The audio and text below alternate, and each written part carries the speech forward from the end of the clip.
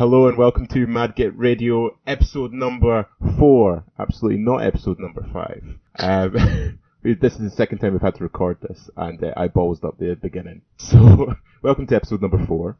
I am joined, as always, by the Batman to my Robin, Paul. What's going on, guys? Everyone's good. And we're joined tonight by a very special guest. We're joined by Ed, a.k.a. Scottish Knight, who is the head of the background team for the 9th Age. Say hi, Ed. Hello, I'm here with my compulsory evil-looking cat to stroke at the same time. Absolutely. So, stroking the pussy, is that what you were going to say? Is that really what this podcast is going to do? So we've got a very special episode in line for you all today, profanity included, where we're going to be talking about all things fluff and background to do with the 9th Age. And Ed has very kindly agreed to come on and let us abuse him and question him for an hour about all things relating to the background team and the finished product, which is the fluff, which is increasingly being released and put into the army books. So before we get into it, just a general outline for the show, we're going to be talking with Ed about the all things background, and then just at the end we're going to have a quick discussion about Midlands, which is a big team tournament which is happening this weekend, the 18th and 19th of November, and which Ed and I are attending, and we're both looking forward to that. So before we go any further, Ed, do you want to just give us an introduction to yourself and tell us about how you got into the hobby, maybe about how you found yourself sitting on the Shadow Council as the background representative, and all the evil things that you've done to deserve that? Yeah, certainly feels more like a punishment than a reward most of the time. Yeah, so it's been about 20 years since I started gaming on and off. Always kind of more of a collector in the past than a real regular gamer, but the 9th Age has actually given me more of a chance to play regular games than I used to, so I'm enjoying that. I started off picking up Bretonian models in toy shops with whatever money I could spare, scrounge or steal, and that was a handful before I ended up collecting a Wood Elf army, then got into Orcs and Goblins, which then sat in a cupboard for a few years before rediscovering the hobby just in time for it to get killed off. So it's just... That's a core theme in our group, I think. Yeah, it's a bit of an experience that everyone was kind of thinking, oh, maybe I'll get into this 8th edition thing, and then yeah. So yeah, the new prospect, the new game didn't really enthuse me at all, and I sort of stumbled across 9th Age, not really having much of an idea of what it was at the time. Wasn't involved in tournament scene, didn't know much about SweComp or any of the people who were founding it. So yeah, it's been a fairly steep learning curve since that point. And I initially started offering the legal team my services, because that's what I do in my day job. But at the time, they only had one person and they only needed one person. So in the end, I ended up offering the head of background at the time to give him a hand when he was looking for some additional writers. Got taken on as a writer, worked in the team for maybe a year or so, and then Pip left. He was taking up a job in America, and he asked me to take over for him. And then later on came the dubious honour of joining the executive board, I guess just largely due to the kind of level of oversight of the whole project that senior positions affords. Cool. So do you want to tell us a little bit about how the background team's organised and how many people are actually working on that just now?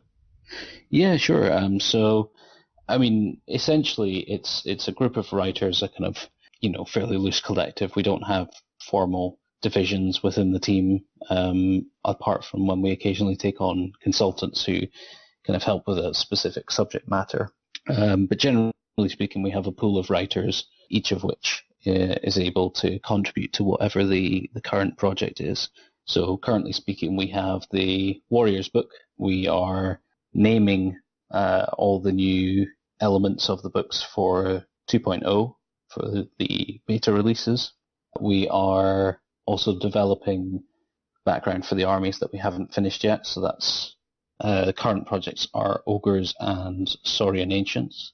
And yeah, essentially, generally speaking, I try and have one lead writer on each faction or each project who takes that on, and the other writers offer their support and they pitch in with whatever needs to be done to complete that project. So at the moment, I'm leading the Warriors book with everyone else contributing stories for each of the individual articles as needed.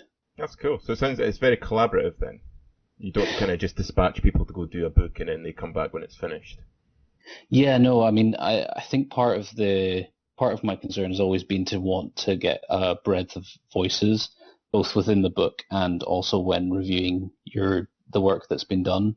I think something that can often make things look a bit flat is if you've got one person's take on what looks good, what works, and that doesn't get challenged, that doesn't get pushed. Yeah, no, absolutely. So how do people go about, if anyone is interested in joining the background team, how would folk go about doing that? Would they just message you directly, or are you looking for people? Or are you kind of... It kind of varies from month to month, really, as people's availability comes and goes, or people's activity increases or decreases. Everyone has real life stuff. The bastards. Yeah, I know. I don't know what they're doing, this kind of real world nonsense.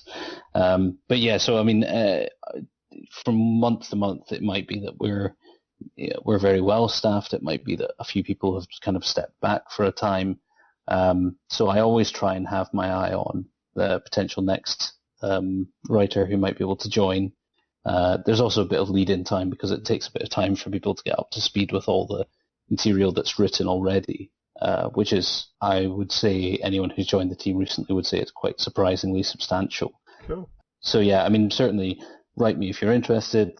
Give me, I would ask this at the time, but give me a sample of the work that you've done before or example of how you can write, and yeah, we'll take it from there. Nice.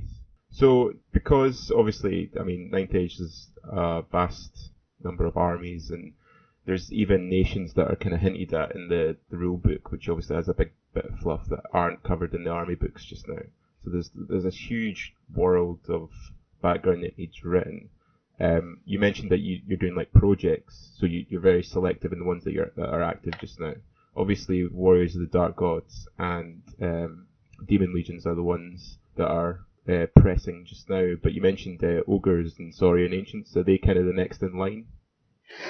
No, actually. So the way it works is that we try and write an internal wiki, because we don't just necessarily want to have the details written for the faction that's being discussed at the moment, but we want to have at least a groundwork laid for all of the factions. And that way, if we want to cross-reference them in stories, if we want to have them as antagonists or allies, then we have that basic information that we can turn to, and we can use that. So my view of world building is sort of an iceberg approach to it, that there's a lot that has to sit underneath the surface in order to make sure that what is actually visible is good quality, is consistent, and doesn't just look like fan fiction that's been kind of thrown out and left to sit on its own, really. So that's really the work that we're doing at the moment, is to make the world that sits behind individual stories, so that when the stories come out, we can say, you know, this is the reason for this happening, this is the explanation, this is the justification behind each bit. Yeah, that's cool. I think that kind of comes through in particular a lot of the little bits of fluff in the main rule book, where you've got like there's one where it's the Imperial Trader writing about how he's come into contact with the Saurian Ancients and things like that. That's something that, as a player, I found quite, very cool, that you've got this interlay. And obviously, you are building this world, but at the same time, it's because you've got little bits like that, it humanizes it, that there is these characters living in this world. And it's that kind of thing that you were talking about, layers. I think that's kind of coming off very well so far. Yeah, and obviously I know that sometimes that causes problems with people who get frustrated about not having all the information, or not being able to pull back the curtain and see everything, and not have to build up that picture over time. And it is a choice in the end, and it's a choice that we had to make one way or the other So, for example, the world building of someone like George R.R. Martin doesn't rely on all the details being known. It relies on details being kind of discovered as they become relevant to the story. So there's always more to the world than you think initially, and that's what allows for people to have their own theories and their own takes on it. If you look, for example, at the how much of a spoiler of Game of Thrones should I give out here? I suppose that. Okay, right. This is what we'll do. Spoiler. Yeah, I mean, so the Rhaegar Lyanna romance, for example, in Game of Thrones and Song of Ice and Fire, that is a story that has exercised people for years now, almost 15 years plus, I think. That wouldn't be possible if you knew from minute one of reading the book, oh, well, that's fine. We knew they got married, so there's no mystery there. Yeah. What? They got married? I really hope you're not being serious. Yeah, no, did you not listen to the spoiler alert we just gave? What the fuck? No, well, okay, no, guys. But yeah, so that's essentially where we're looking, is that, the other reason to me for not having that top-down kind of tell everything about the world in an encyclopedic form is that we want the ability to change the world. So if, for example, people want to explore something different with the rules, there needs to be that opportunity for you to say, this isn't set in stone, without rewriting the whole world. And having flexibility in how the background is conveyed gives you that opportunity to say, just because you understand something as people in the world understand it, doesn't mean that it's true in the kind of real sense. Yeah, that's quite a hard thing to do, though. It must be anyway. I'd imagine so. Yeah, I mean, it has its challenges, don't get me wrong. But equally, it's how the real world is. You can't go out into the world and say, this is what is true for majority of subjects. And the only places where you can say that is because there's just this weight of evidence that's built up over years. So, if you look at the villains or the heroes of history, a lot of that will depend on which source you read. I'm telling this to a historian. I don't know why I'm bothering, but No, go on. I'm enjoying it. Go for it. There's so much in terms of understanding that comes from who is writing it, why are they writing it, how are they writing it, what agenda, what motivation do they have for doing so. God, I hope my first years are listening to this. And to me, that's what makes it true to life, as opposed to just looking like the kind of thing that you might find tagged onto a board game in a box. Yeah, no, that's very true. I mean, you talked about kind of the limitations, or not, sorry, limitations is probably the wrong word. The limits of what you want to do just now, because you have to be that flexible. I mean, a big discussion point in the forum has been in the past named characters. Because obviously in the GW world, which is a world in which most of the player base came from in some way or another, named characters in the grand narrative was something that was important to a lot of people. But we're now at this kind of crossroads where, the game system, as in the core mechanics, are well established. There's a solid base around the globe now of people playing this game, and Ninth Age isn't going anywhere. So there's now the ability to really flesh out the background, things like that. Where do you see the limits of that being? Because there's something quite liberating not having stuff like named characters. And to give people a spoiler as to my view, I don't think there should be named characters, because I think that not having named characters allows actually a lot more freedom. You can make your own. You can say that, your marshal is General Bumbutt or whatever, and that he's a cool dude. But I know that a lot of people disagree with that, so I'd be interested to see what you think of that. I think they might disagree more heavily if our characters are called Bumba. I don't know. I'd buy them.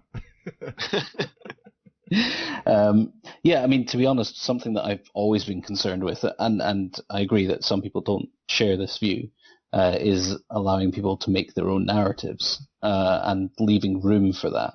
So, for example, something that people may be used to is the idea that they're told how many of a thing there is, how many Dukes of Aquitaine there should be, or how many magic swords there should be, how many steam tanks are in the world, that kind of thing. And to me, those kind of numerical limitations I don't find that they add something. I find they take it away, because then you're saying, well, how does my little army have this magic sword that there are only 10 of in the world? How does my army have 3 of these steam tanks if, there are only 7 out there? I'd love to see the Empire army that's running 3 steam tanks. Well, it could be a grand army, It could be, yeah. But yeah, I mean, these kind of set limitations, I find, cause more discrepancies than they help in terms of flavor. So I don't want to get into numbering how many provinces, how many electoral regions there are of Sonstal, or how many Coatl there are, or anything like that. Yeah. That said, that doesn't mean that you have to avoid specifics from the setting at all. And so when it comes to special characters, legendary characters, as we've been calling them, I think the chances are at some point that will happen. I don't think that it will not happen. And I've been sort of considering recently how best to do that. And personally, what I think is similar to if you were to take something like campaigns, for example, that there is a way to achieve it, which is to look at supplements to the core rules, basically. Maybe like a campaign book or something, like the campaign is Suna or something like that. Yeah, right. Exactly. So rather than putting them into the army book and saying, this is part of the army, you're saying if you want to play legendary characters, so Legends of the Ninth Age, for example, and bear in mind that none of this is kind of official Ninth Age policy. This is just me kind of thinking out loud, but official Mad Git exclusive, Edward. Yeah, purely on my thoughts. But we've looked at various different ways that this could be done, and I think something that would be interesting is to have just kind of self-contained character supplement, or the opportunity for you to look at different characters from different factions and say, what you'd like to play. I really like that idea. What do you think, Paul? In terms of name characters, the thing I like about that as an idea is that they generally introduce something new into the army. So yeah. in a lot of cases, that might have an impact on how the army can be formed. But one of the things I like about a lot of the books is that there seems to be those kind of mechanisms inbuilt already. So most armies can be built in different ways depending on how you want to run them. So you're not really reliant on a character. It's more a kind of intrinsic thing to the game. So from that point of view, I suppose you're not as reliant upon them in the same way as you might be in other games. I think there is something pretty cool, though, about, if you bring a character that people are aware of that don't play that army and you put it on the table and people are like, oh shit, you brought that guy. I know what that guy does. That can be quite fun, but... It's Marshal Bumba. Oh no. Yeah, fucking hell. For me, it's not really like a deal breaker. If the decision is made not to kind of incorporate that within the rule books, then I'm okay with that. I don't really have any strong opinions either way, as long as there's enough flexibility within the army for people to build the characters that they want to play. I think that's the main thing. Yeah. Yeah, I think legendary characters as a concept would be a bit wasted if you didn't use it as an opportunity to explore something new or different about the army. So the idea of legendary characters, are you kind of thinking this as a purely kind of like fluffy narrative game option, or like more incorporated into the army books the way that like Kings of War does or Games Workshop did, where you have named characters?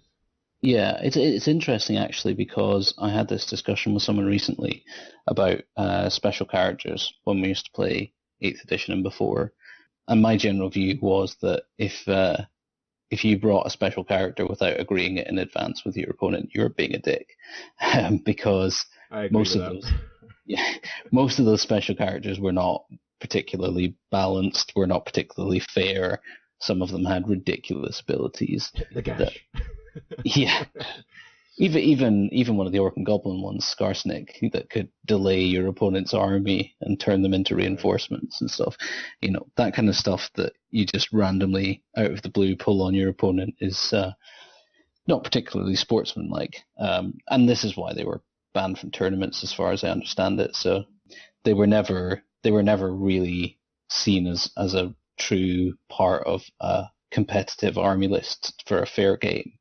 And sometimes you don't necessarily care about a fair game. Sometimes you just want to have fun, you just want to tell a story, you just want to play that kind of game. Yeah. But I think if you start from the perspective of you choose to play with those rather than having to balance them to the same extent as all the rest of the army, then potentially that also opens opportunities for you to do more weird and wonderful things rather than have to stay within the bounds of what's kind of reasonably feasible in the army's strengths and weaknesses, that kind of thing. Yeah, I like this idea of doing like the supplements, because I know that works really well in a lot of historical war games, where you can do like the campaigns of Hannibal, where you have Hannibal, and depending on what stage of the campaign you're at, Hannibal is either a good general or an excellent general. So when he's in Italy, he's an excellent general. His army's quite elite, but it's very small now, and he doesn't have as much health. It's that kind of thing. And I think something like that has a lot of leg room in our setting, that you could do some really cool ideas in conjunction with campaigns, or even just separately. So yeah, I think that's a really cool concept.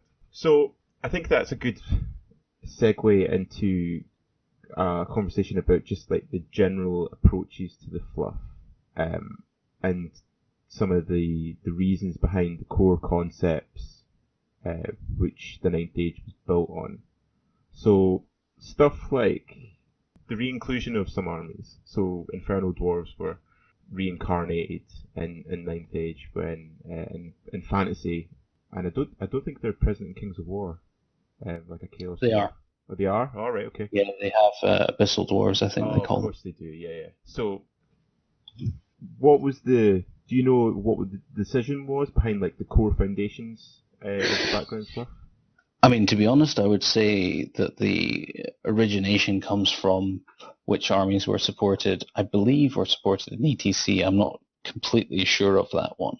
Okay. But I think there was an effort to support Chaos Dwarves as were within the kind of overall hobby.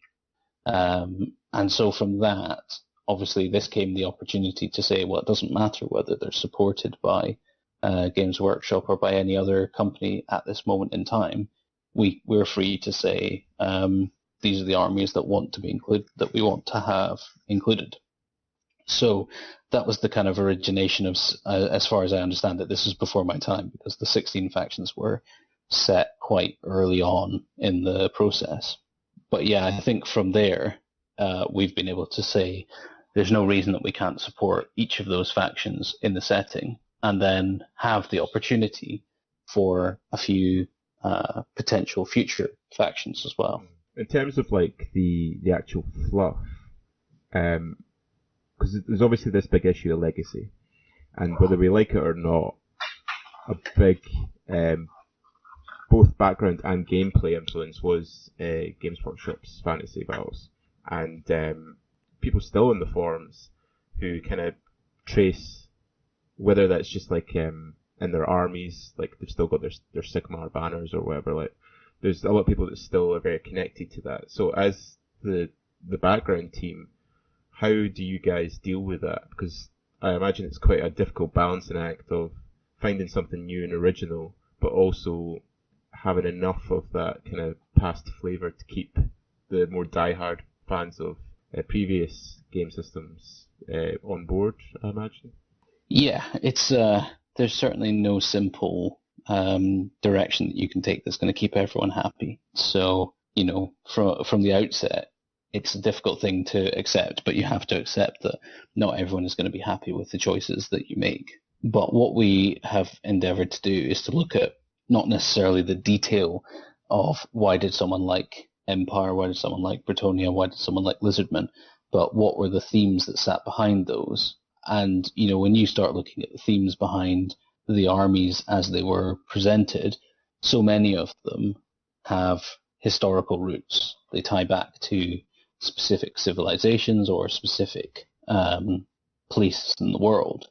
So rather than looking to Games Workshop for inspiration, which we clearly can't do, we're looking at instead how can we take inspiration from the real world sources that inspired Games Workshop in the first place and that people bought into and enjoyed. So Mesoamerican culture when it comes to Saurian Ancients, the Holy Roman Empire when it comes to Empire, or obviously elements of Germany and the foundation of Germany, etc.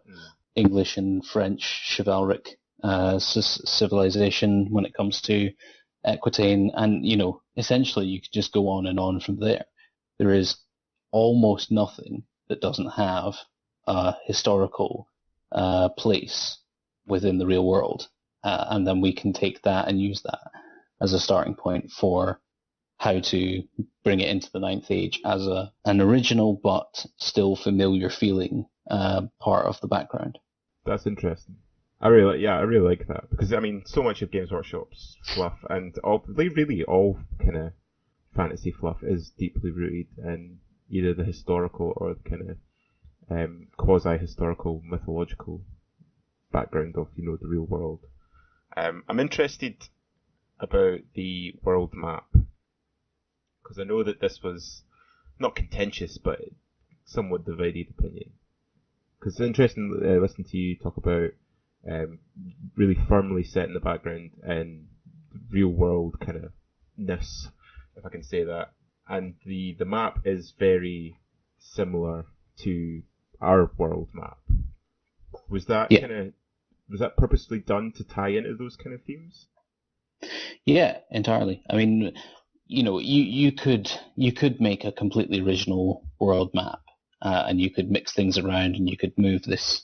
You could move what would be South America to somewhere else, and you could make it all look random, essentially, or just different. But the real value of that is to be different when people are going to see the similarities anyway. So something that I suppose I've bought into since joining the background team and continued since taking it over was to say, let's not shy away from historical comparisons. Let's not shy away from the real world connections to the background that we're writing. Let's embrace it and use it to our benefit. So people are not going to doubt where South American influence can be felt on the world map because they know South America.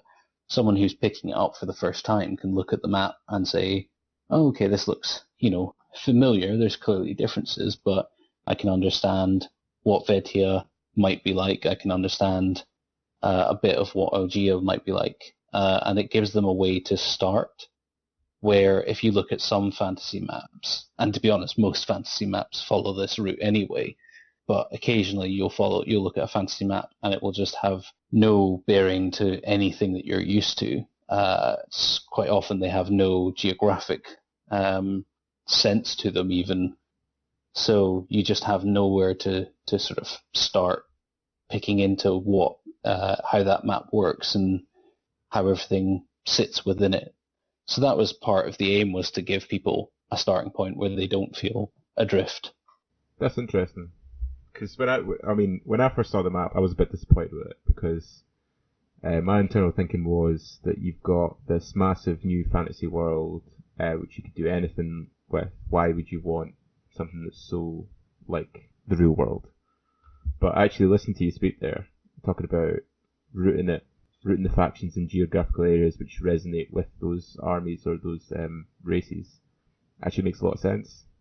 I quite like that. Yeah, there were all sorts of theories and proposals at the time, and you've got someone who would say, let's make a 16-spoked setting, with each race being on a different spoke, and then one big middle bit where they all fight. That's a bit battle royale, isn't it? Yeah, and someone might want to go for that, but yeah, as said, we wanted to start from a place of realism and build on that solid foundation. Okay, one fear that Paul had, and I'm going to throw him under the bus here, is that I'm getting ready for Midlands about throwing people under buses and stuff. So Paul had a fear that... Actually, no, Paul, you say your fear. I've thrown you under the bus already, so you have to... So, with regards to the map, I'd definitely say that I was someone that was hoping for something quite different. Just from my point of view, when I look at the world map just now, not only am I looking at the world map, I'm looking at something that's fairly comparable to GW's fantasy world. So for me, I was a little disappointed from that point of view. Like, listening to your justification, I can totally see the value in doing it that way, and I'm fully aware that there'll be people that will prefer this. So again, you're not going to please everyone, which is totally fair enough. But for me, being in a fantasy setting, it being completely different would be something that I would be looking for, because I want to find out what's over there, what region of the map, who lives there, what are the interactions that are going on, and kind of delving into the history and things like that that shapes that world. That's what I would have preferred. The thing that Andy's referring to is because, in part, I'm a Warriors player, and there's been this shift towards changing the marks, which I'm totally okay with. Like, that makes total sense, and something I'm actually really looking forward to. But because the new marks are going to be based upon what appears to be the 7 deadly sins, and also the world map is quite similar to ours, there seems to be a very strong connection to our world. I think what Andy's referring to, if I'm right, is the fear that what this is going to turn into is going to be, oh, the Ninth Age actually happened. It's a fantasy world that no longer exists, kind of thing, which I would personally hate. Okay, so you're talking about like a Terry Brooks almost. Star Warsy kind of thing in a galaxy far, far away. Okay. Well, yeah. I mean, no, I don't. I mean, that's not something that I would look at, and it's not something that I would buy into. That, you know, most of these races are going to disappear, and it's just going to set up human history. I mean, I don't even know how that would work, practically speaking, because most of the technology is more advanced than human history up until about, 1600s, 1700s, depending on which faction you're looking at, Andrew? Yeah. So, no, there's no intention of doing anything clever in terms of interactions with the real world or mirror dimensions, or, you know, this isn't where Mighty Max goes through a portal and ends up in the Ninth Age setting. Might be aging myself there. I believe that that Empire won like a tournament, though. Well, when they're the only faction left. Yeah, exactly. That counts. So, I mean, I get that having it close to the real world means that, as well as people having their kind of knowledge and understanding that comes from living in the real world, it also comes with the risk that people assign fears and prejudices and predeterminations based on that. All I can say is that we, you know, over time, our aim is to work on establishing the character of the factions in such a way that their areas will feel unique to them, and while they'll take inspiration from the real life areas that they're drawing inspiration from, they're not just going to be like for like. They're not just going to be a copy of real world history. Can you see you guys as the background team, as time goes on, making a more conscious effort to step away from the kind of fluff that a lot of the game is kind of based on, just by virtue of the fact that this is the game that has came about after Warhammer basically made the change? Like, with regards to just like the names of places and, like I say, like the common geography and things like that, like, do you think maybe in 2 years or, 3 or 4 years down the line where additional fluff will be released every so often, do you feel like at that point it's going to be easier to be talking about things that are more radically different? It depends what you mean by radically different. Whether you mean different from Games Workshop, in which case the answer is yes, and it already is, I believe, in many ways, and it's growing more so. If you mean different from the real world, then I'm not sure is the answer to that, because it will depend on the factions that we're writing about. And ultimately it will depend on where parts of the background go. So if people want to, if we're looking at introducing Iron Crowns as the next faction, for example, the core of that is a European mercenary force. That's the kind of idea behind it. So again, that's not going to be radically different in many ways, but there are also other areas of the map that have a lot more potential that haven't been explored yet. And I think it really depends on where the game and the community wants to go in the future. So I don't think I can give an easy answer to that one, unfortunately. Can I ask? I take it there's not any Russian people in the background team? Not in the background team currently, no. That's interesting. The wasteland. Are you looking at the world map right now, Andy? There are analogues to Russian culture that don't rely on the wasteland, though. Okay, Ed. No, I think that, obviously, with Warriors of Dark Gods being such an important faction, they need to be somewhere central on the continent. I think there's not a lot of places you could have put them, really. Yeah, and part of it is the kind of Tolkien-esque threat to the east, sort of set up. But also, something that we've been working on quite a lot is diversification of the warriors from just having one geographic center. So that's something that hopefully will come out in the book, that they don't have to come from one specific place. We'll probably... I want to have a conversation about the Warriors, Dark Gods, and Demon Legions in a bit. So actually, you know what we'll do? I'll not say what I was going to say. Remind me to say what I was going to say later on. So let's talk about kind of the core backgrounds then. So when I had another read through the full rulebook, reading through the fluff, and reading through a couple other bits that had been released through the scrolls and things like that.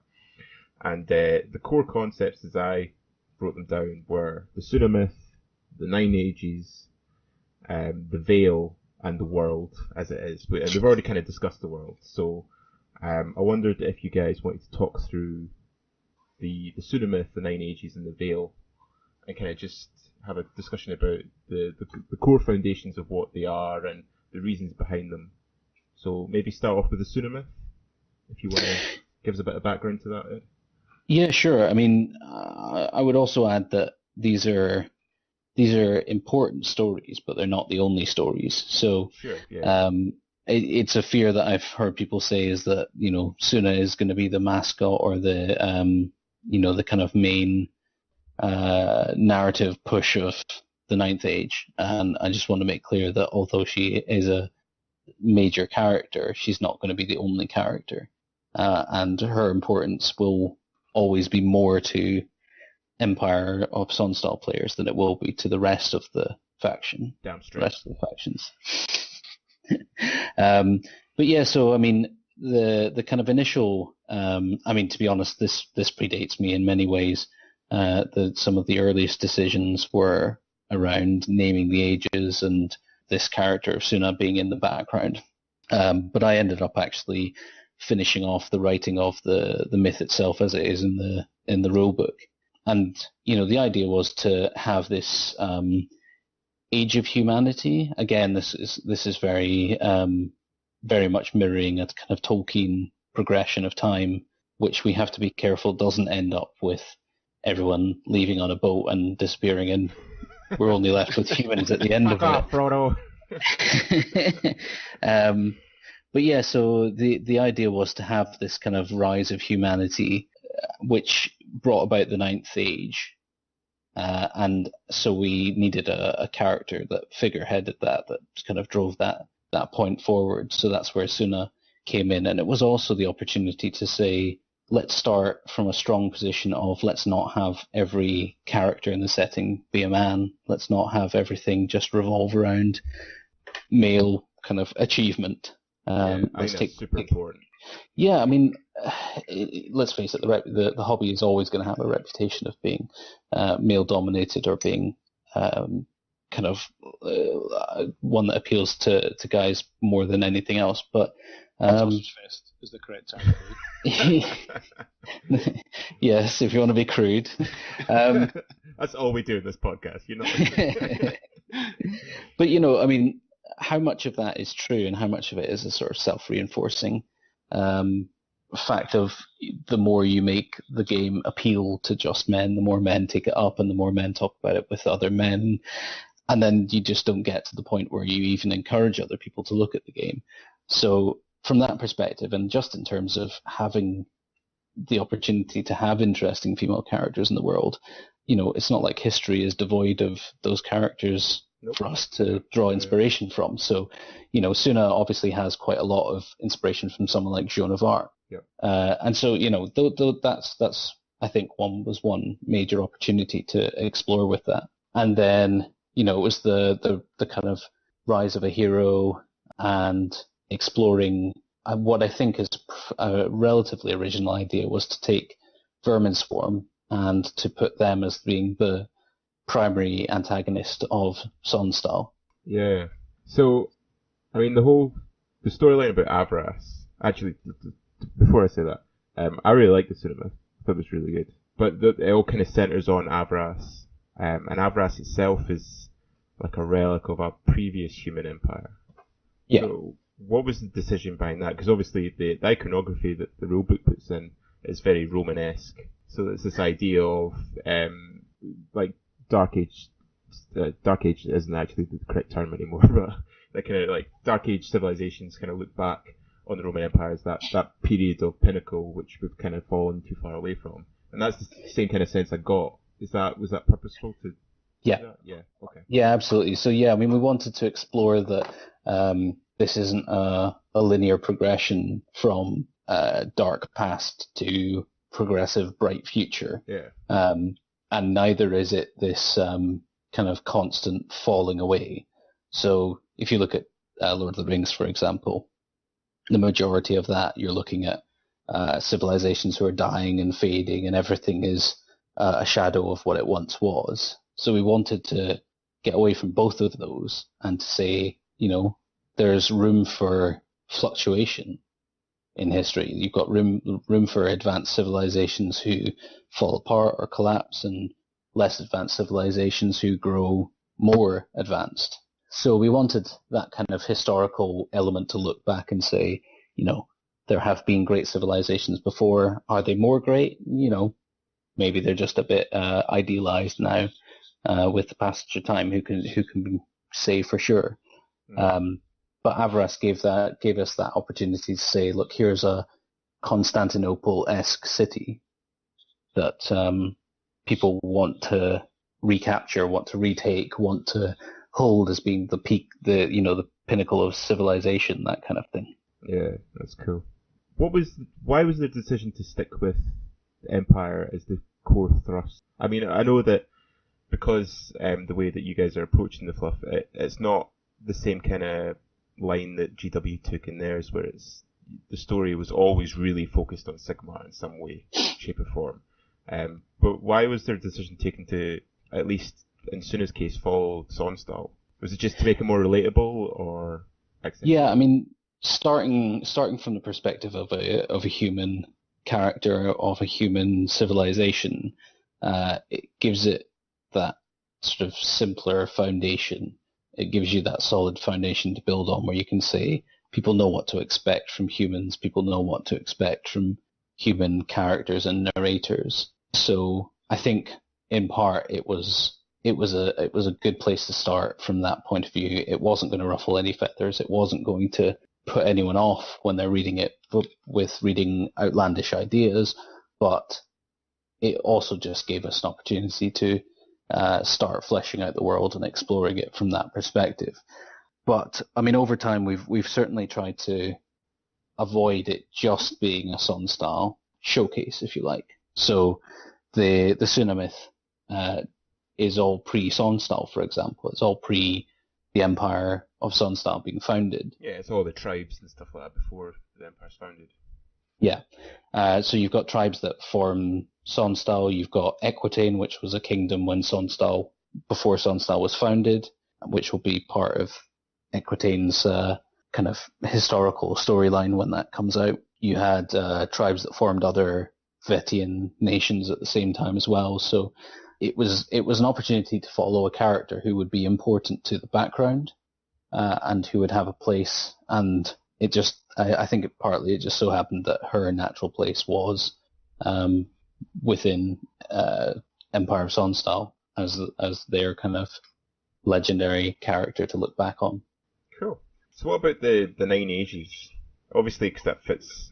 I think I'm right in saying that the main decision for making the project, calling the project the 9th Age was obviously because you had 8th edition fantasy, and this was the next step, which was going to be kind of different. Why did you guys? I mean, obviously you had to stick with it because it's branding, but you guys made a very conscious effort with the world hymn to really flesh that out, and I think it's really successful. I really like the 9 Ages. Yeah, I mean, again, this was before my time. The project was called 9th Age when I found it, so from that perspective, no one had a real appetite to try and rename the whole project. But from our perspective, we wanted to say you could have 9th Age be this thing that no one ever talks about. It could just be this this name that sits outside of the game and only exists in the kind of meta view.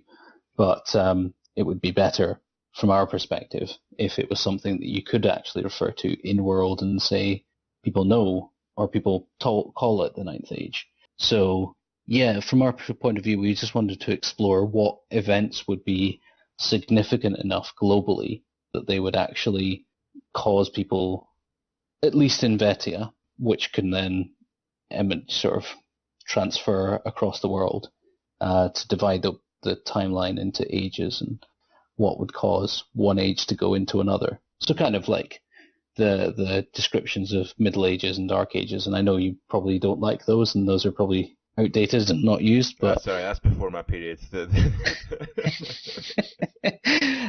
But yeah, people have these descriptions and they have these ways of describing time by breaking it into narratives and into stages. So we thought we can use that and bring it into the setting and have people actually think about how they delineate time, because doing it by centuries and by pure dates and numbers can be a bit dry. So yeah, no, I agree.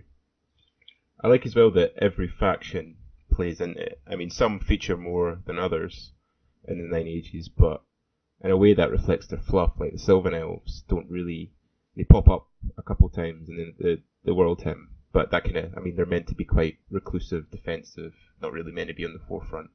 Whereas, like, I love the fact that the first stage, you've got the Saurian Ancients as like the overlords, and the natural disaster hits and rebellion, and then they kind of go back to the jungles, and then they're kind of rediscovered when the other races venture into the world and kind of colonize new areas.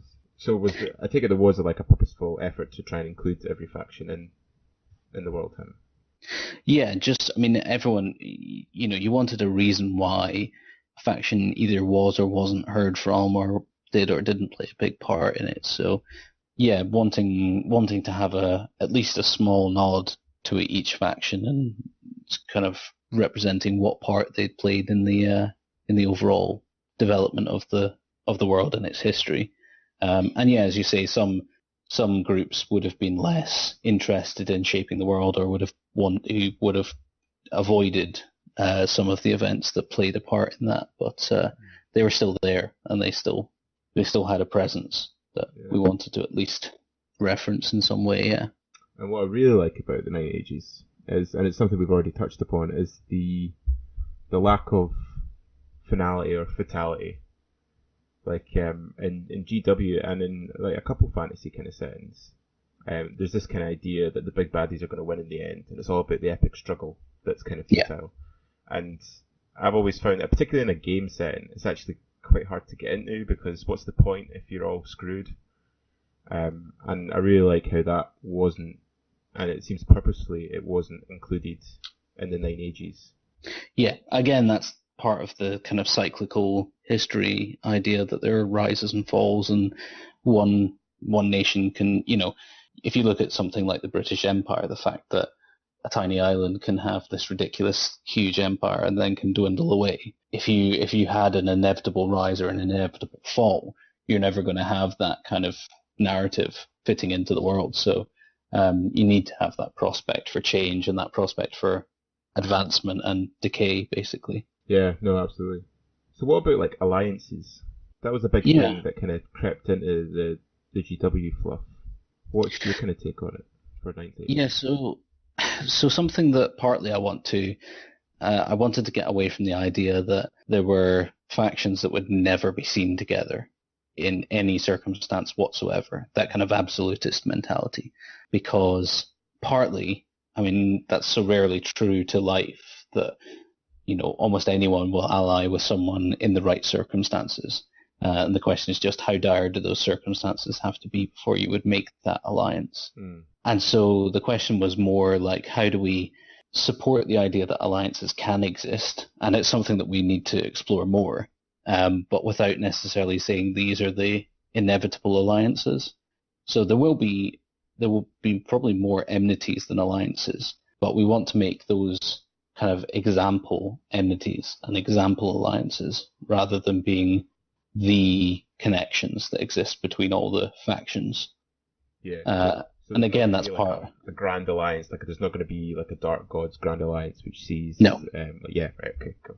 Yeah, we want to get away from order and chaos, or having those, binary divisions of the world into good guys and bad guys. And again, that's something that I've talked about at length, of not wanting to have good and evil just be these simple binary concepts.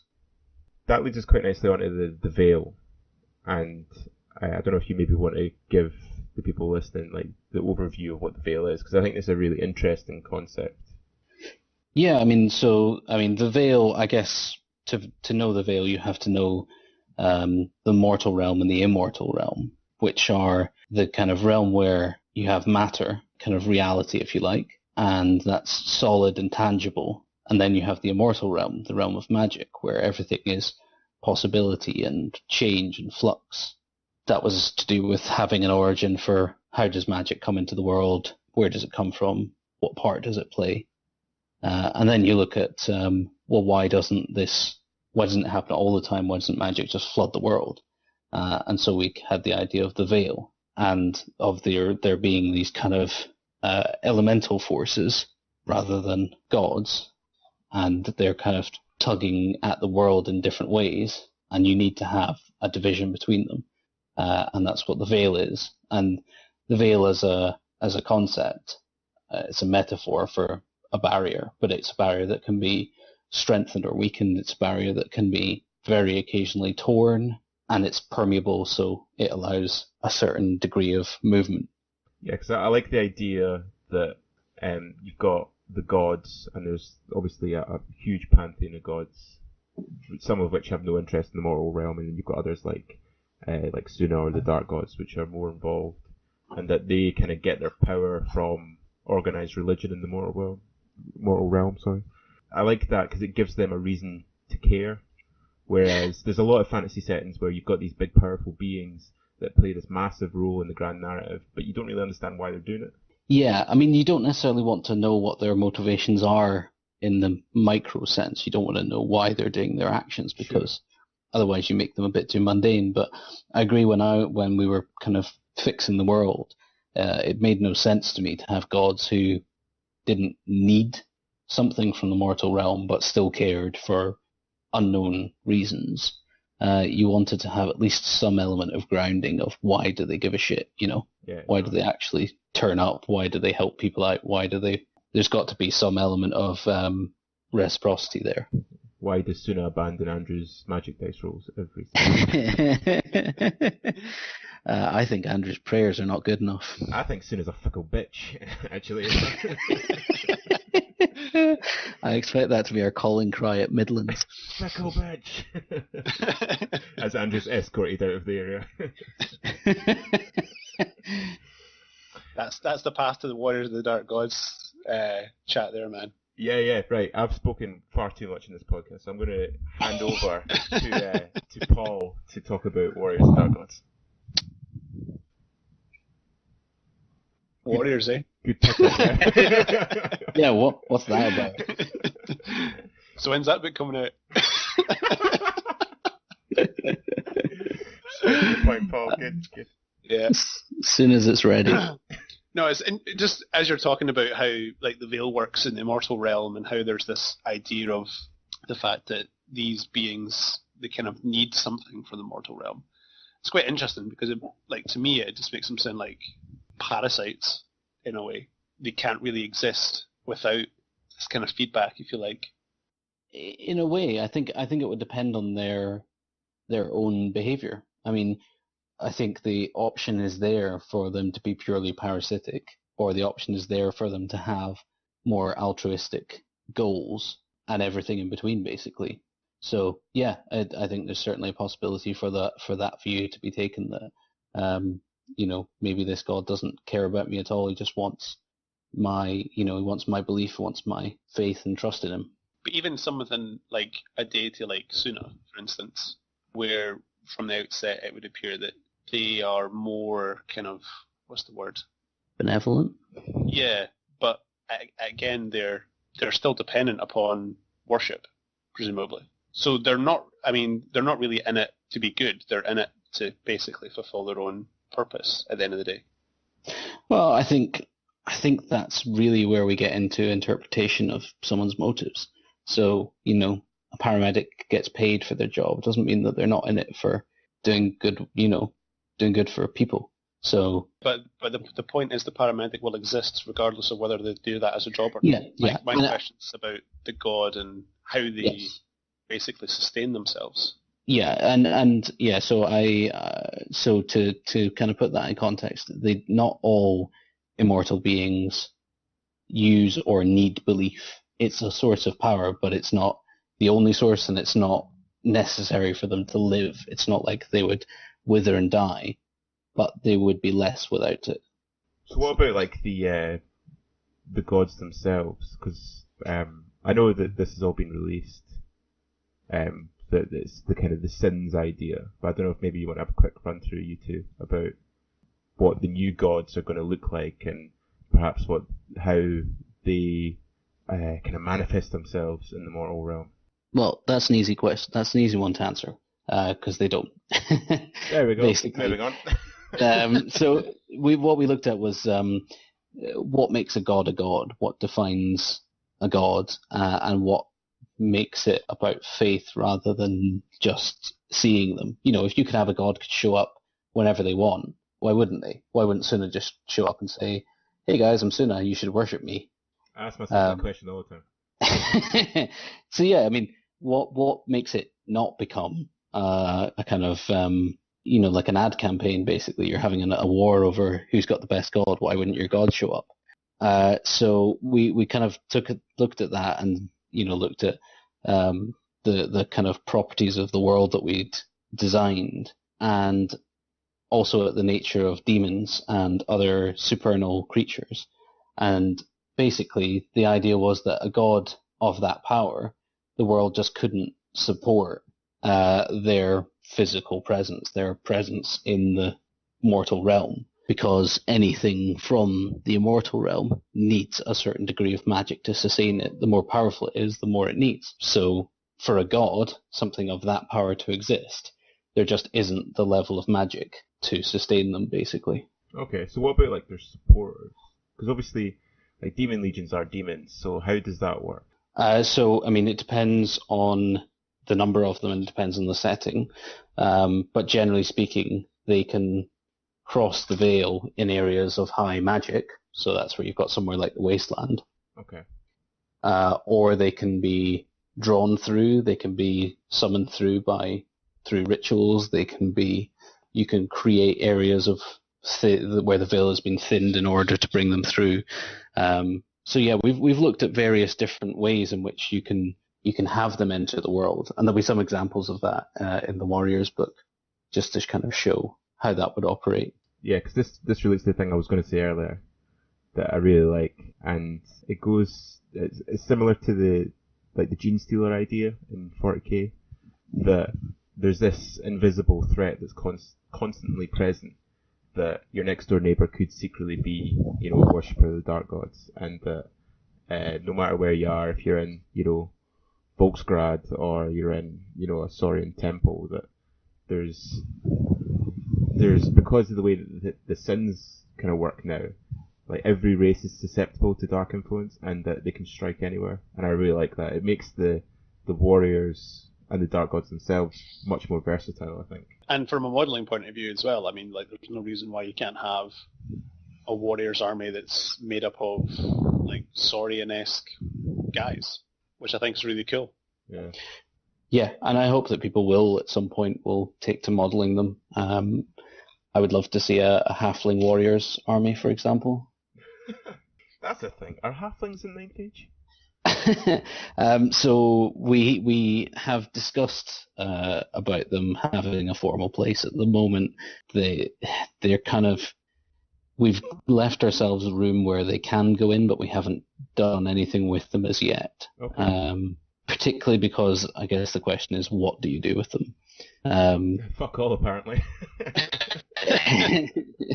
You know, because Sun-style players, I'm sure, would love them to be part of their army and be able to add a few options. Yeah, that'd be cool. But then Sun-style doesn't exactly need any more options. What? Numerically speaking, Sun-style's not exactly short on units. I don't know. We can always. They're short though, so it's really. Yeah, they don't take up a lot of space. 2 for 1. Yeah, I know. But yeah, so I mean, the question is, you know, if we put them in the setting, I would want that to at least have an opportunity that they could be on the table sometime. And it might be that they could be there as a conversion or as a themed army, but you know, I'd like to. It's something that'd be nice to explore whether there is a place for them. I guess Iron Crowns, you could include them in as a mercenary capacity. Yeah. In which case, which you know, is that I think is most likely, and in which case it might be that they are something that we looked at was, you know, whether they could have a nomadic lifestyle, for example. Halflings on camels. That'd be awesome. So we've totally gone off topic there about Warriors of Dark Gods. How did we end up with halflings? So could you remind us, Ed, about the new style Warriors of the Dark Gods? So what are they, and what were the kind of design ideas behind them? Yeah, so I mean, we took the kind of principles that people wanted about warriors, and we looked at what would set them apart from normal humans.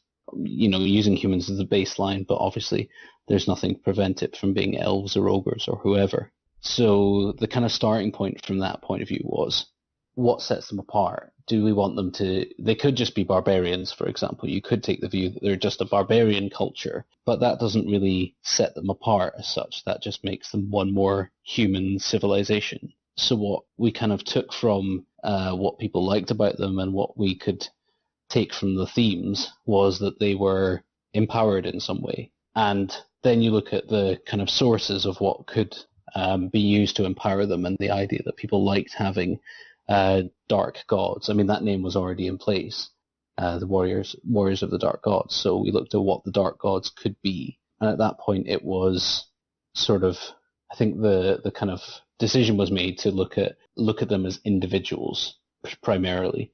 So civilization is something that's covered in you know, a myriad of different ways across all the different factions, but individualism taken to extremes was something that we could explore with warriors. Something that we could say, why would they care about a whole civilization? Why would they care about collective culture and working for a common good when it seems like their themes are leading them towards what's in it for me? Where can I become the best that I can? This kind of elitist mindset. So we took that and we ran with the different interpretations of what the Dark Gods could be, and we ended up looking at how they could take this opportunity to indulge themselves and indulge whatever restriction, you know, whatever society would normally restrict them from. So they could take that, what would be called a weakness in other places, and they could turn it to their strength, and they could indulge it in whatever way they choose. So it was a kind of attempt to make them into a sort of hyper individualistic society with a focus on personal strength, personal gain, personal power. Cool. And linked into that, and I think to round off our discussion about the fluff and everything. I know that it's really important to yourself and a number of others in the community at large is to have fluff which is reflected on the table. And that's something that's easier said than done. But particularly with the Warriors book that's coming out and the Demon Legions book, how have you gone about trying to get that, a reality? Yeah, I mean, to be honest, it's been... if anyone wonders why the Warriors book has taken a while to come out, then you could pretty much lay it at the door of that whole discussion that had to take place and that whole so it's process. Your fault, is that what you're saying? The Warriors book was the first 2.0 book. It was the first chance to make something that was truly be as original as it wanted to be, basically. So we set the background for the Seven Dark Gods and what warrior culture was about. That was all set in place quite a while ago. And then we had design teams who were looking at different ways to turn that into rule sets. We had conceptual guys who were exploring different options. We looked at all the different models and all the different units that people had that they wanted to still be able to field. So it was a huge task, and it was a big learning curve, I would say, for all of us. But yeah, I mean, starting from the principle of the Seven Dark Gods and the kind of core elements of warrior culture, I think we did a fairly decent job of being able to reflect those on the table. And then from there, we've been looking at all the different parts and all the knock-on effects and things. So looking at Feldrax, for example, new name for Dragon Centaurs, and how they tie in, what their culture is. So yeah, I mean, it's essentially just been one huge process of starting from core principles, working up through the whole faction, and also trying to keep in mind that people want to play a game that still feels more or less the same. Not the same, but still feels, it still has those same elements and that same kind of feel to it. Are there any units? I know the Feldrack Ancestor was something that got announced last week or the week before, but are there any other units in the Warriors book that's coming out that are like completely new and which have been kind of really solidly founded in that fluff? Yeah, I mean, I think there are a few units there are a couple of like merged things. There are a couple of changed units. There are a couple of units where models that will be in people's collections will find a different but still viable use. I don't have all the spoiled units in front of me, so I don't want to go into exactly what is what, etc. Bugger, point failed. The Feldrack Ancestor I know I'm on good ground with because I know that one's been released. But for the most part, people will still recognize the kind of core of the army. They'll still recognize the warriors and the chosen that will have a kind of major place. And I think the chosen will be even more kind of central to the army. But beyond that, there'll be things that people will see that have changed, and it should pretty well reflect the background of the army. Cool. Paul, do you have any queries? Like I said before, like the new marks and stuff is something I'm really looking forward to. The big thing I'm worried about really is the book comes out and I'm like, I really want to field that way. I'm going to have to go out and buy new models. So I'm never going to get round to... Is that really a worry? Though? Well, I'm never going to get round to starting another army because I'm going to have to rebuild the one I've got. Come back when you can field 3 separate armies from the models you have for one faction. Because I'm pretty sure I could do that with orcs and goblins. Yeah? Yeah, that wouldn't surprise me. I could definitely field an individual goblin and an individual orc army with no difficulty at all. I've got to admit, that's something I'm looking forward to for Iron Crowns. I like the idea of being able to buy Imperial Ogres and field them as Imperial Ogres in a mercenary army. I might even have to buy some halflings now after that discussion. I was actually thinking the other day about I'd love to make a halfling Empire of Sun style themed army and have a steam tank with a big cooking pot on it. Oh, there's loads of companies that do. Oh yeah, I know. Yeah, that'd be cool. Yeah, so any final words on what to expect from the background in the future, background team? I'll tell you something that you can expect, hopefully fairly soon, which is a teaser video for the Warriors book, and it's possibly the best thing I've seen produced by the project. That's exciting. I thought you were going to say ever. Well, he's lived a sheltered life.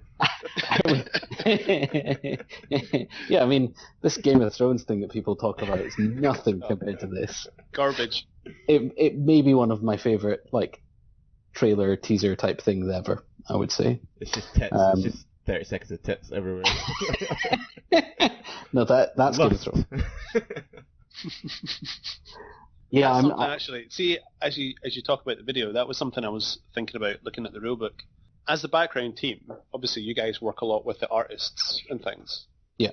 So in the book, it kind of struck me the other day when I was looking at it, and it didn't at the time. It does more so now, that a lot of the new artwork is very similar to a lot of the kind of models that are being produced by a lot of the alternative companies, which have kind of found a really good base in the Ninth Age. Were there discussions with these companies and yourselves and the artists as to what people wanted? Or is this something that the companies have just kind of piggybacked on and thought, okay, you guys have came up with that artwork, we're going to make a model that looks like that? So there's been a bit of, not like copying as such, but there's been a bit of sharing of ideas for companies that have been producing new models where they've had an interesting design and they've suggested something and the art team's taken it up, or potentially the other way around. I'm not involved enough with the companies to say for sure. But also some of the companies have actually donated artwork as well.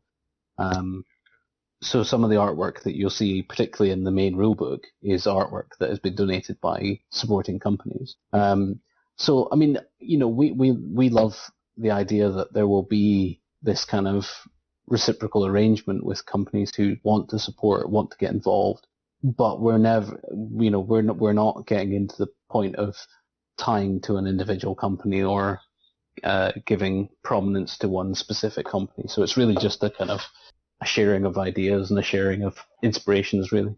Yeah, no, that's cool. It was some of the Rotten Factory stuff.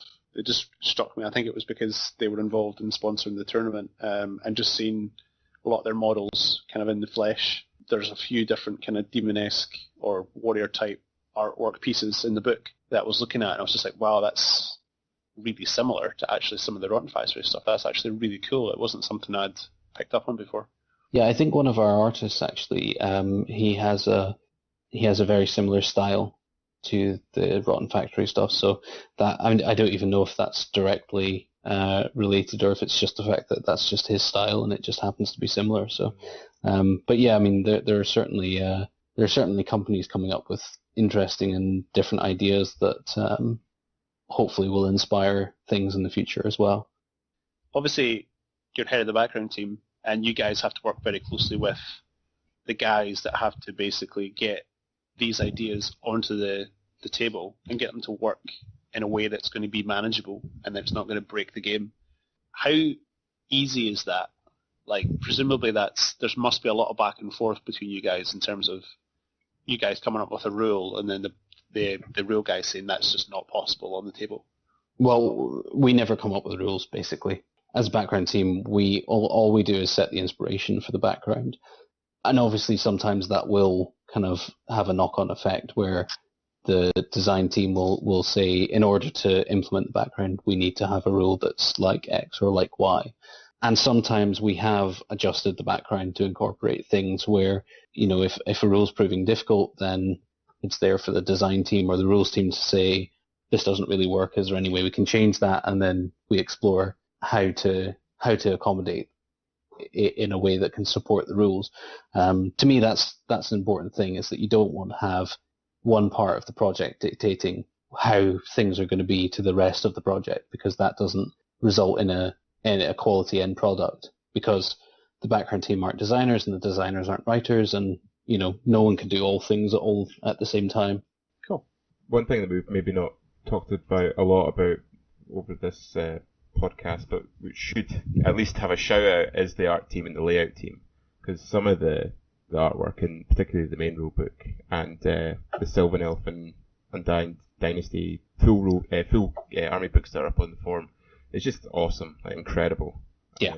I mean, my personal favourite's the whoever did the Sonstall and Beast Herds image, which is on the back, like the very back pages of the full rule book, where it's the halberdiers holding against the charge of the looks like wild horns. It's just like absolutely incredible. Yeah, that was Thorsten, the head of the art team. The head, right? Okay. Yeah, I mean, it's a beautiful piece. I don't know what I would say my favourite is of the stuff that's been released, because my head is full of the cover for the Warriors book, which is absolutely gorgeous. And again, that'll be coming out pretty soon. There'll be a sneak of that. Is there a particular god represented? Yes, but I don't want to say which one just now, because I'll let it come out and let people see if. Well, one, I'm not even sure if it's explicit or whether you'd have to interpret it from the picture. So I'd rather not give that away. But pets, isn't it? Yeah, I mean, it's really difficult, really hard to interpret that one. Might be sloth. But it is an absolutely amazing bit of artwork. So I'm excited to see the response to the video and to what people think. Do you have a favourite god? Of the dark gods, or of the whole, all of the gods? You more of a Buddha man, or just dark gods? I'd like Sloth, actually. I really like the. So one, I mean, we explored a bit of what Sloth would mean, and how Sloth could actually be a benefit on the battlefield, as opposed to just being something that sounds a bit silly. And sort of explored this idea of endurance. They're slothful not because they're lazy, but because they're going to be the last thing standing on the battlefield when everything else is dead and gone. So yeah, there's a kind of element of that. Come hell or high water, I'll still be here. Devil may care attitude that I really like about Sloth. So I'm gonna have to buy new models, Emma. Well, I'm hoping that some of our supporting companies will make tailored Warriors models for the Dark Gods. That'd be pretty cool. Just an army of actual sloths would be really. Yeah, I'm gonna have to find a company that actually makes sloth miniatures.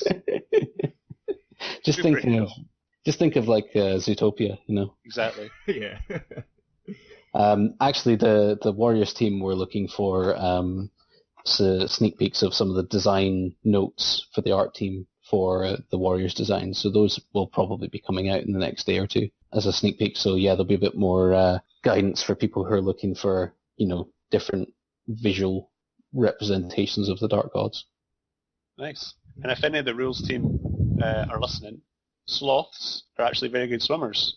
So I say Water Strider for all sloth units on the table. Paul's a zoologist. He knows what he's talking about. When you say they're good swimmers, I'm not convinced that they're beating Michael Phelps across a pool. Dude, they can tank don't know it across that. like a raging river. Trust me. Okay. It's There you amazing. go, Paul. That's your influence on 9th page. All sloth units Nice. are going to have Water Strider, right? I think with the amount of armor they wear, they'd be more like submarines. That still kind of counts, I guess. Yeah, this is a big straw going to the surface. Right, I think we should probably wrap up the background conversation there, just as time's going on. But just before we finish up, Ed and I are part of the Scottish Wildlings team that are attending Midlands this weekend. We're going down with our friends Andrew Cowan and Michael Doherty to go and represent and shame our home nation to an international audience. In our brand new t-shirts. In our brand new t-shirts, so you can't miss us. So looking ahead, Ed, I mean, all the lists are out and they have been for a wee while, and I know that the Thundercocks, Jack from the Thundercocks, got some guys on and they went through all the lists.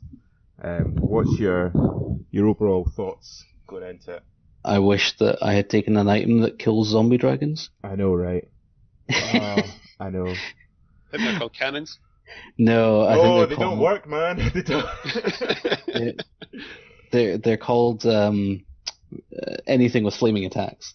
I know. There's so much regen going about. Even the demons, like the big nasty demons, they've all taken that one that's the 4-up regen. Yeah, I mean, I do actually think that of our team, Michael, with the pyromancy to give the trebuchets flaming attacks, might be the single best prospect of killing one of those zombie dragons. Yeah. To give people a bit of background, I'm taking Empire, unsurprisingly. I've gone for a kind of mixed arms Empire list. Ed, you're taking your infamous Kingdom of Ectane. I don't know if they are infamous, but even if they are infamous, this isn't the normal build that I would take. So Ed, I'm trying to this is to cause fear in our opponents. I just destroyed the illusion now. They've read our lists; they're not afraid. So you've taken an all-night list. Fully mounted, yeah. I mean, there's a couple of yeoman units in there, but mostly it's 5 cavalry units and 3 big characters to give a punch. So cool.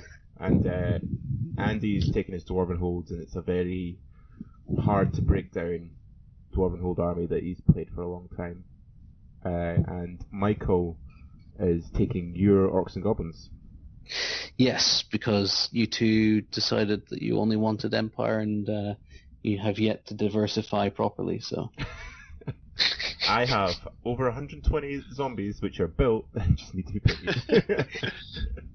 Painting zombies is easy. You just throw up in a bucket and dip them in. There you go. I keep distracting myself. I keep doing building other wee bits just to delay the inevitable of having to start painting on it. I'm just taking Orcs and Goblins because the original plan was I was going to take Paul's Warriors of Dark Gods, but Michael is thinking about Orcs and Goblins in the future, so it's a good opportunity for him to try out the army. Yep. I think there are a lot of lists that you would expect to see at international competitions, so it'll be interesting. But yeah, I've been to big competitions before and I've come very badly out of them. So frankly, if we are outside the bottom quarter, I'll be exceptionally happy, given that this is our first kind of major team event as a club. It's quite a lot of teams going, right? Yeah. 18 teams? I think so, yeah. I mean, it's a big turnout, for a UK only tournament. I'm looking forward to it. Yeah, that's going to be really good. So, I think what we'll do is after Midlands, we'll get yourself, if you're free, and both Andy and Michael, if we can, onto the podcast, and we'll maybe have a Midlands kind of debrief where we can talk about that. But just as a kind of wrap up for this one, predictions, what place are we going to come out of 18? I'm going to say 14. 14? Okay. Yeah. Last. Thanks, Paul. Wait, do you genuinely think last, or are you going for the Price is Right strategy where you just go lower than everyone else? I'm just trying to help you guys go in with zero expectations. So that when you actually come 10th, 11th, 12th, you'll actually think, wow, we did amazing. But you never know, probably sometimes. I think you guys stand as much chance as anyone else. Yeah, to be fair, my experience of going to competitions like this was going to the Danish warm-up event last year with a group of decent but not setting the world alight players with quite a lot of fluffy lists, and I've never been ripped apart so comprehensively as I was in at least 3 of those games. So it's a humbling experience when you play someone who's that much better than you. I will say that. My butthole is ready. But I'm looking forward to it. I'm looking forward to it a lot. It'll be a good laugh. I think. Just make sure Michael doesn't bring in those fucking dice that you had last weekend, because they were horrendous. Yeah. I think if his first game goes like that did, when it comes to magic rolls and stuff, we might have to burn them.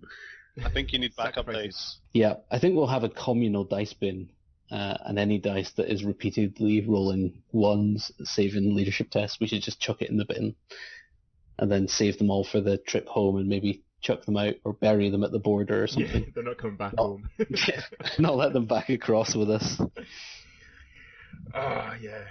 It'll be good fun. I'm really looking forward to it. I just kind of, we're recording tonight, which is Wednesday, and my only plan for tomorrow is just get tomorrow done so I can go get down to Midlands on Friday. I'm really looking forward to it. So just to wrap up, I think just a massive thank you to you, Ed, for coming on and for talking to us for this past hour and a half. And I'm sure we'll get you back on to talk more about the fluff, particularly when we get maybe the Warriors book out. Maybe that's a good opportunity for you to come back on and have a So chat. when is that, Ed? Just so we can pencil you in. Yeah, I think it's 2020. Yeah, 2020. just mark me down for then. Awesome. No, I'm sure it won't be too long. Yeah, well, we'll see. We'll see. It'll be about the same time as the final rulebook comes out. That depends whether you mean final or the beta rulebook, but yeah. Oh, so when's the beta rulebook coming out? I don't know. I'm not saying. not my area. Uh-huh. See, we've been pretty good on this episode. We have. This is what the last hour and a half could have been. We were very well behaved. Yeah, I was waiting for my moment to storm off the podcast, and you didn't give it to me. Rage quit. No, you're my lift. I'm not going to do that. Right, so thank you, Ed, for coming on. Paul, any final words before we sign off? Nope. We will see you guys next time. Looking forward to hearing how the Midlands tournament goes. Make sure you guys take plenty pictures and update the Twitter, because I'm totally jealous I'm not getting to go. I'll be messaging you constantly, don't worry. So just to wrap up, I mean, if anyone's listening to this and they're going to Midlands, please come say hi, because that'd be really cool. So it's myself, Ed, Michael and Andy that are all going. We'll all be wearing our brand new, very sexy Scottish Wildlings t-shirts. It'll be hard to miss us. So come say hi. If you want to drop us an email, you can do so at scottishwildlings@gmail.com. You can also get us on Facebook at Scottish Wildlings. I think Ed's newly just changed the name. So Scottish Wildlings, Ed, is that right? Yeah, Scottish Wildlings. Yeah, cool. And you can also get us on Twitter, either through Scottish Wildlings or at Scottish Ninth Age, both of which will pop us up. So, just as a final word, thanks for listening. Next episode we'll be talking about Midlands, and we will catch you then. See you later.